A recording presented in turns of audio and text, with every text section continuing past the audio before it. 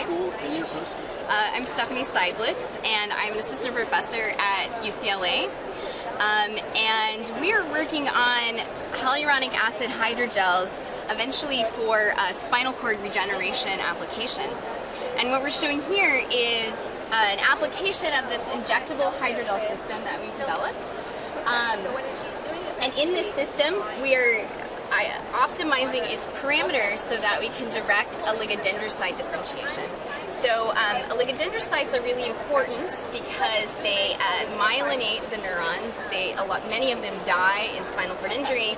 They're also the cells that die in multiple sclerosis. So we have interest in studying those cells in that field as well.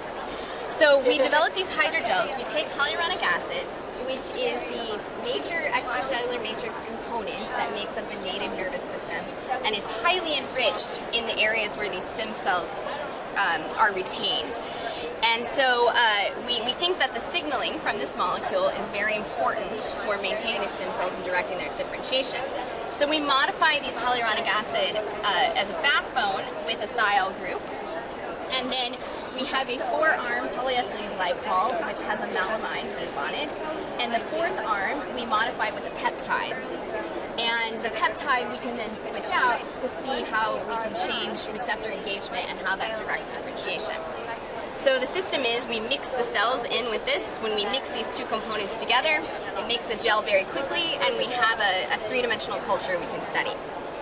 So we're doing this in human cells, which is very difficult. A lot of studies are in rodent cells where you can get from a neural progenitor cell to an oligodendrocyte in a week or 2 in culture. These take months. So, 2 months, 3 months, it takes forever. So we're trying to find a faster way to do that.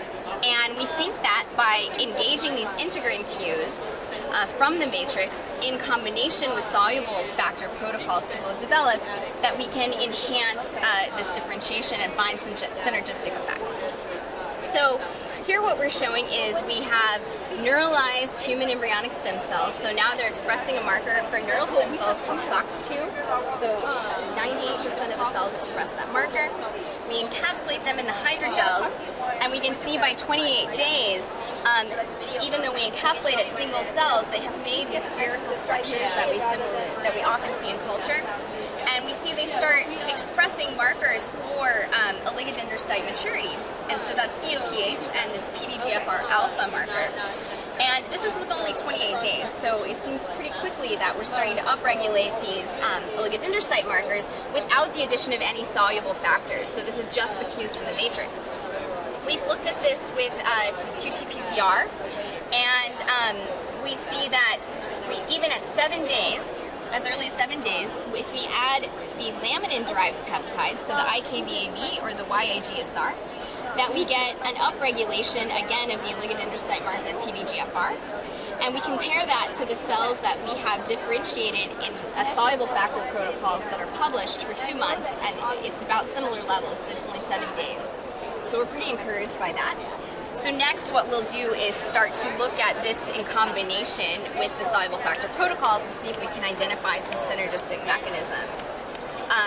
The other interesting thing that we've noticed from this is that if we just put an RGD peptide, which is a very general integrin engagement peptide, we get better survival of the cells initially.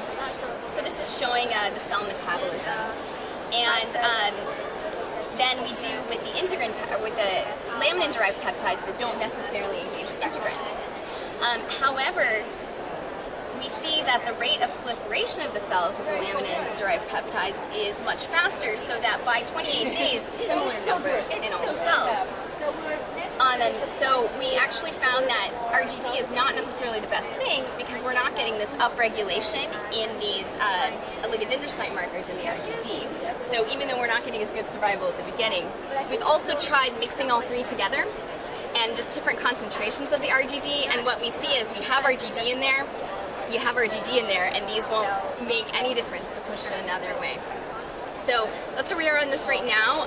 So we're still working on optimizing this matrix environment and trying to identify synergistic mechanisms to promote oligodendrogenesis so that we can use these as cell delivery vehicles for neural regeneration applications.